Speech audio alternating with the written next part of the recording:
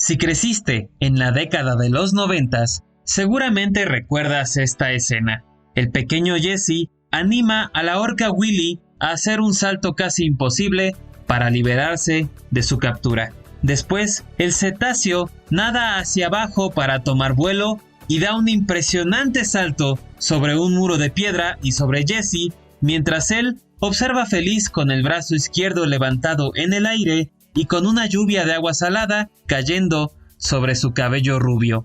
Al final, se observa a Willy nadando hacia la libertad. Una escena muy emotiva, pero que también resulta ser muy irónica, pues el protagonista estuvo gran parte de su vida cautivo y sin posibilidad de estar con los suyos. Y no me refiero al actor que interpretó a Jesse, de hecho él se sigue dedicando a la actuación, pero en papeles pequeños, sino me refiero a la ballena, Willy, interpretada por Keiko.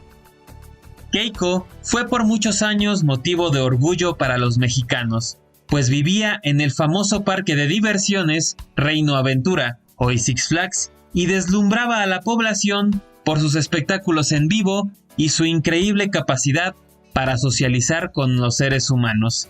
Pero detrás del telón, Keiko tenía una vida poco digna que causó muchas inconformidades de ONGs que preferían ver al cetáceo en libertad como en la película que protagonizó. Yo soy Fer Díaz y hoy les traigo un capítulo lleno de polémica e ironía, de esos que no sabes si reír, enojarte o llorar. Una historia a la que titulé Liberen a Keiko. Así que prepárense un cevichito, unas rabas o el marisco que ustedes quieran porque ya empieza a hacer calor y como que se antoja, ¿no? Con una chelita así toda hermosa.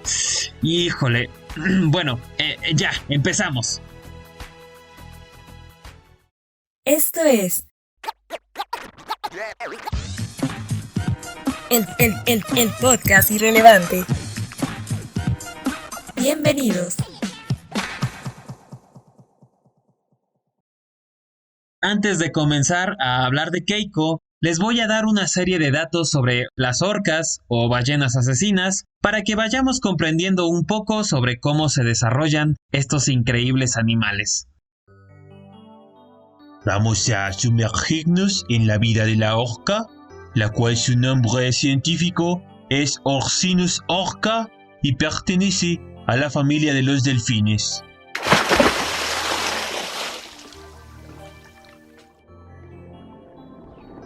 Las orcas viven en los mares de todo el mundo, desde los polos norte y sur hasta las aguas tropicales.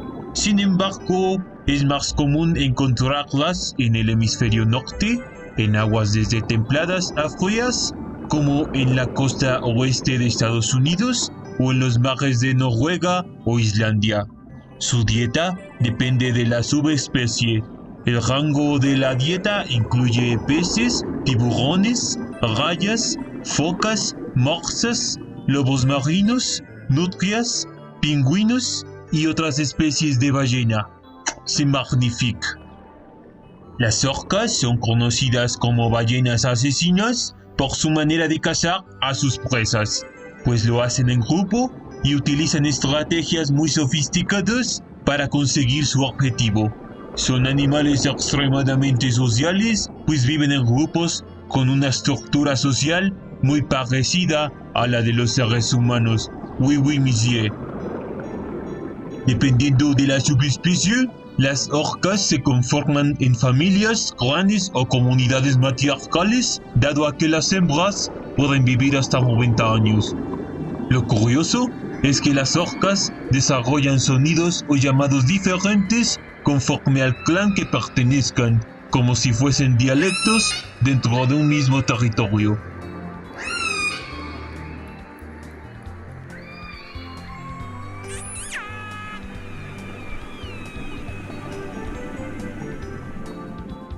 En cuanto a su relación con los seres humanos, ellas se mantienen curiosas y hasta juguetonas con los que tienen cerca, y han sido pocos los ataques de estos animales hacia las personas y siempre han sido en cautiverio y relacionados con el estrés al que están sometidos. Y estos son solo algunos datos que deben conocer acerca de estos fabulosos animales. Ahora piérdanse. No es verdad. Oh, sí lo digo en serio, piérdanse. Bueno, ahora sí, vamos a hablar de nuestro querido Keiko, que por cierto su nombre es una palabra japonesa que traducida significa afortunado. Algo muy irónico, pues en casi toda su existencia, nuestro amigote no tuvo mucha fortuna. Su historia comienza en 1979, cuando fue capturado a la edad de 2 años, en los helados mares de Islandia. Fue separado de su madre, por lo que nunca aprendería a cazar ni desarrollaría el dialecto necesario para comunicarse con los de su grupo. En el mismo año de su captura, la ballena fue vendida a un acuario islandés, donde habitó durante 3 años junto a otras orcas. En 1982 fue vendida al Parque de Marineland de Ontario, Canadá, y ahí comenzaron a notarse los efectos del cautiverio. Keiko sufría de lesiones dérmicas y una infección en la aleta pectoral por falta de movilidad.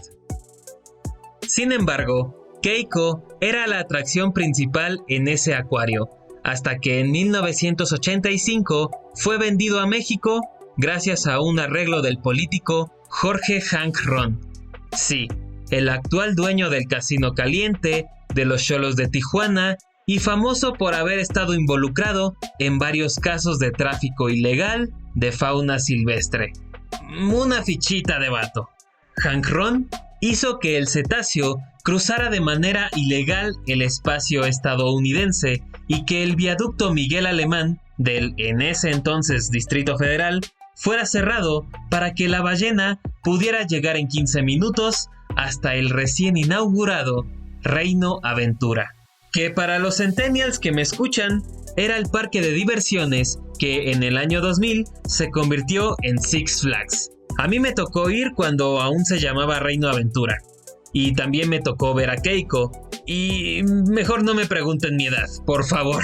Reino Aventura se convertiría en la casa de Keiko en los próximos 16 años. Desde su llegada, las autoridades del parque hicieron todo lo necesario para garantizar el bienestar del animal. Lo alimentaban con unos 100 kilos de pescado y le asignaron 4 entrenadores, un velador y 8 cuidadores. Keiko empezó a ganar popularidad entre los visitantes de Reino Aventura por sus trucos, su inteligencia y su docilidad con los entrenadores y la gente que se le acercaba. Su popularidad fue tal que ya empezaba a aparecer en telenovelas y películas, como por ejemplo la telenovela Quinceañera con Adela Noriega y Ernesto Laguardia, o la película Macho que ladra no muerde, con Alfonso Sayas, El Caballo Rojas, Chabelo y Maribel Guardia, alias La Paja Transgeneracional. Yo quiero a Keiko, papá. No, todo el mundo quiere a Keiko, pero no te va a andar comprando a Keiko. Cómpramela, papá, cómpramela. ¿Qué voy a comprar a Keiko? Yo quiero a Keiko, No empieza a hacer berrinche, Pepito, te lo advierto. No, Yo quiero a Keiko. no te voy a comprar nada. Además de que la novia de América, Lucerito, vieja sabrosa, sacó 2 canciones dedicadas a nuestro sensual cetáceo. La primera, Keiko, y la segunda, 3000 kilos de amor. Sin embargo, no todo era tan bonito como los medios lo pintaban, pues organizaciones ambientalistas ya estaban respingando por tener a un animal de las características de Keiko en cautiverio, ya que decían que el estanque era demasiado pequeño para su desarrollo. Cabe destacar que cuando Keiko llegó no era tan grande, por lo que el estanque donde habitaba se adaptaba fácilmente a él. Pero el temor de las ONGs se hizo realidad, pues Keiko comenzó a crecer y el espacio empezaba a ser insuficiente. Ken Balcom, director del Centro para la Investigación de las Ballenas del estado de Washington, intentó comprar a Keiko para reintegrarlo a su hábitat, pero Reino Aventura dijo: No, ni merga. A principios de la década de los 90, un cazatalentos de Hollywood descubrió a Keiko y propuso a Reino Aventura una millonaria oferta para que la ballena fuera la protagonista de la próxima película de Warner Bros., Free Willy o Liberen a Willy, nombre que, por cierto, es popularmente usado para hacer referencias hacia el acto de defecar o para hacer chistes sobre gordos. La película fue lanzada en 1993, dirigida por Simon Windsor, y la canción principal fue interpretada por Michael Jackson. Y ganó un MTV Movie Award a Mejor Canción. Casualmente, Liberen a Willy trata sobre una orca llamada Willy que fue separada de su familia para ser encerrada en un acuario, hasta que un niño desarrolla un vínculo emocional con ella y trata de liberarla de su cautiverio. Y pues el final ya se los spoileé al principio, ¿verdad? Lo siento si no la han visto. Liberen a Willy fue todo un éxito en taquilla, por lo que vinieron una segunda y tercera parte. Bueno, hubo una cuarta parte, pero esa ya no fue protagonizada por Keiko. De hecho, no usaron ninguna orca viva, pues se apoyaron del CGI para crear una. Y aquí me hubiese encantado contarles que la vida de Keiko mejoró, que la llevaron a un estanque en Beverly Hills, que se codeó con las estrellas de las películas de animales como Lassie o Babe, y que encontró el amor con una linda orca y con la que tuvo a sus hijos. Pero no. Las organizaciones ambientalistas ironizaron la situación de Keiko con la trama de la película, pues como una ballena en cautiverio protagonizó una ficción donde la liberaban. Los medios también empezaron a criticar la situación, como el Entertainment Weekly, que decía en un comunicado: se tardó menos de 2 horas de pantalla en liberar a Willy, pero la batalla para salvar a Keiko ha persistido desde el inicio de la filmación en 1992 y parece ponerse cada vez más difícil. Ambientalistas, biólogos marinos, sus propios entrenadores y los administradores del parque discuten sobre la mejor manera de ayudarle. Poco a poco, distintos medios iniciaron luchas para liberar a la orca macho que vivía en un estante de menos de 40 metros cuadrados en el Distrito Federal. Porque vaya que es un castigo nacer en Islandia y que luego te lleven a vivir a la capital de este país. Keiko ya presentaba muchas enfermedades en la piel. Su aleta dorsal estaba doblada por falta de uso y su dentadura estaba deteriorada, pues mordía las orillas de la piscina debido a que sufría ansiedad. Jajaja, háganle un chims. Esto hizo que sus mismos entrenadores se unieran a las campañas para su liberación.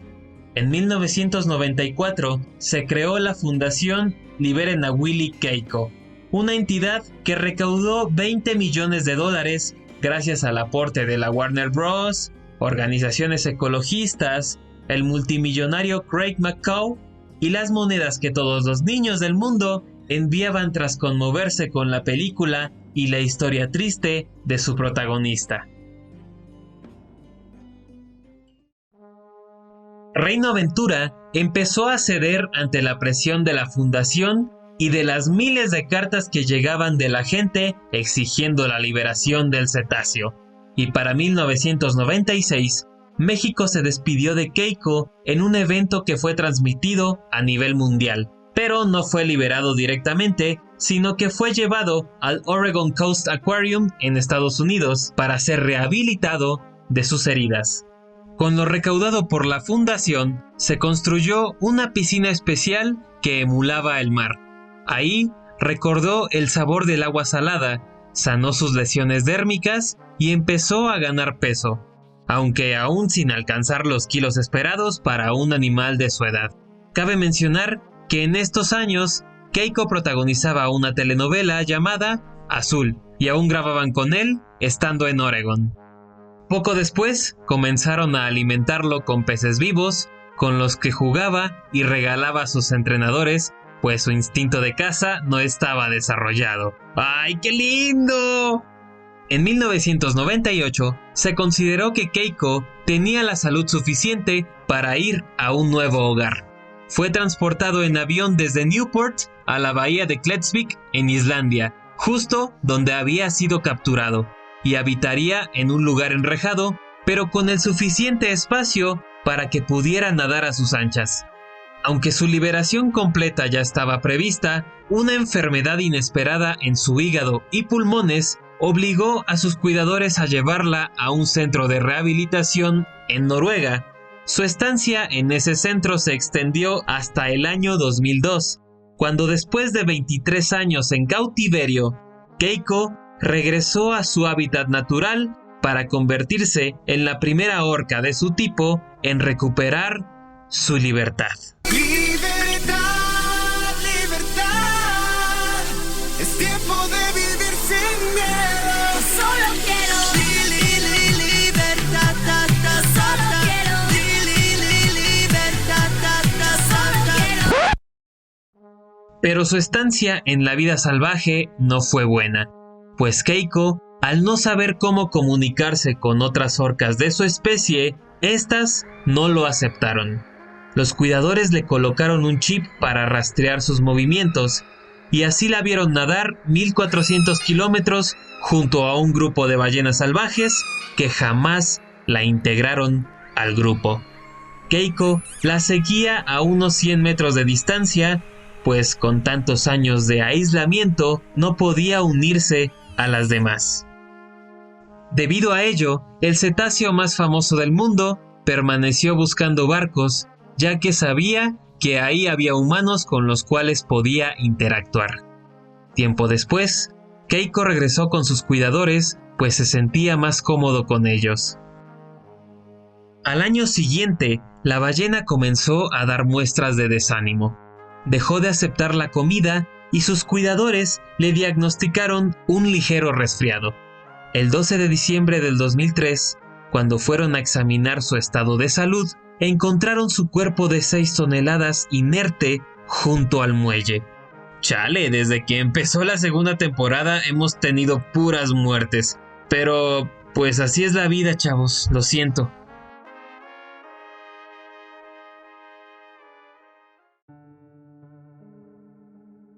El caso de Keiko abrió un tema muy polémico, pues muchos estudiosos del tema acusaron a las organizaciones ambientalistas de actuar por pura emoción y no evaluar las verdaderas consecuencias de enviar a la vida salvaje a un animal que todo el tiempo estuvo en cautiverio.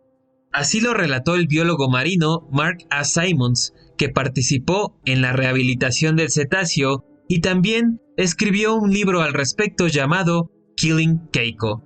Simons explica en el libro que él siempre abogó que Keiko se quedara en el acuario de Oregon, pues su calidad de vida hubiese sido la mejor y así no habría la necesidad de liberarla.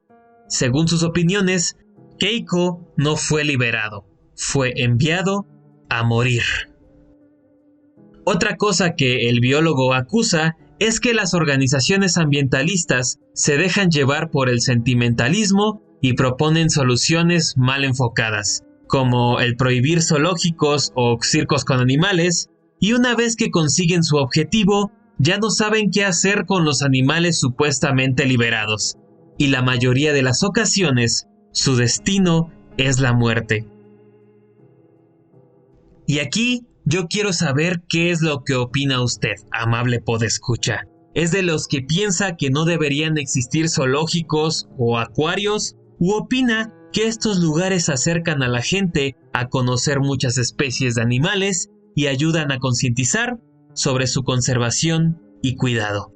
Ya saben, háganme saber sus opiniones, quejas o comentarios en los teléfonos que aparecen en pantalla o mande una carta al apartado postal 01790, Boulevard Adolfo López Mateos, número 2551, Colonia Lomas de San Ángel.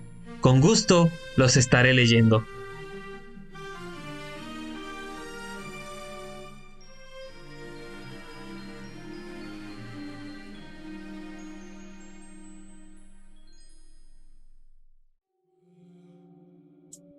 Bandita, llegamos a la parte que menos me gusta de este podcast, que es el final.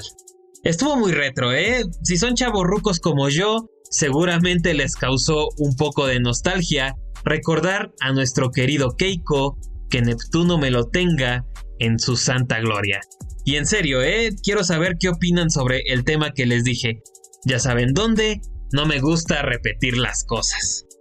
Yo soy Fer Díaz y nos estamos escuchando en el próximo capítulo de este podcast amante de los animales, gluten free, amigable con el ambiente y amante de los tacos de carnitas. ¿Cómo de que no? El podcast irrelevante. ¡Vámonos!